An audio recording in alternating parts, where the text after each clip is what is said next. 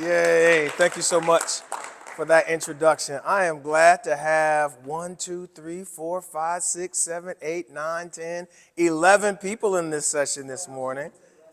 Somebody, oh, well, we got one more then. That's good.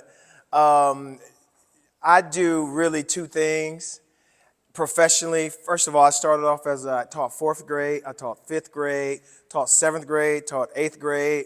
I was a dean of students. I was an assistant principal, athletic director. I just did an interview to become a board member of a school, and that's a part of the CS Partners Network.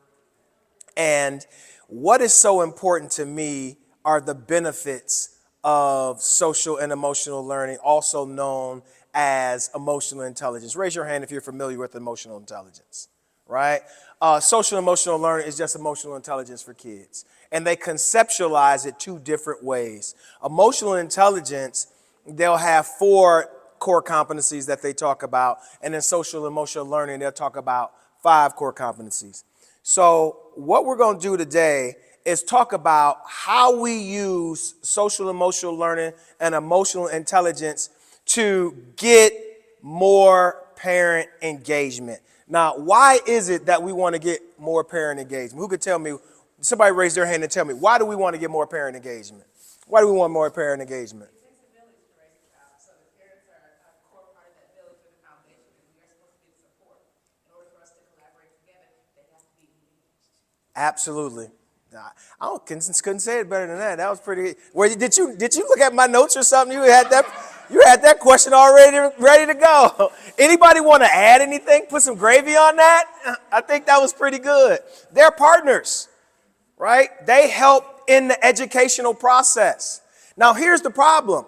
Sometimes we don't invest enough in parents and parent engagement to get the benefit that we need. We teach them these things of being compassionate, of being sympathetic, of being empathetic, on how to control their emotions, on how to be make responsible decisions, how to be a good teammate.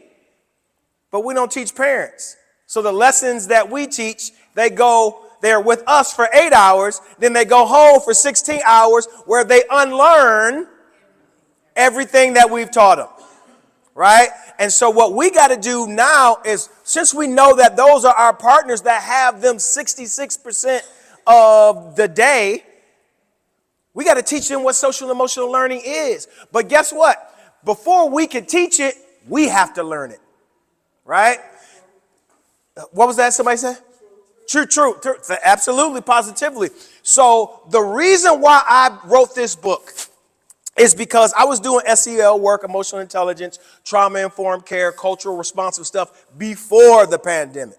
And so I have friends who are superintendents, who are assistant superintendents, who are central office staff, who are teachers, who are leads, who are board members. And I asked the question, so what are you guys going to do special for the kids when they come back from this very traumatic situation known as the COVID-19 pandemic? Who knows what the answer 99.9% of the time was? Raise your hand and tell me. You're already, hold on, we're going to call on somebody else. We know you got the answer. You full of vinegar this morning. Yeah, go ahead. Guess here would be, I don't know. I don't know. We ain't got nothing. We're just trying to start back, right? They said they didn't have anything special. I said, so you're going to tell me the most traumatic experience that we all have shared together, you don't have anything special for. So that's why I wrote that book.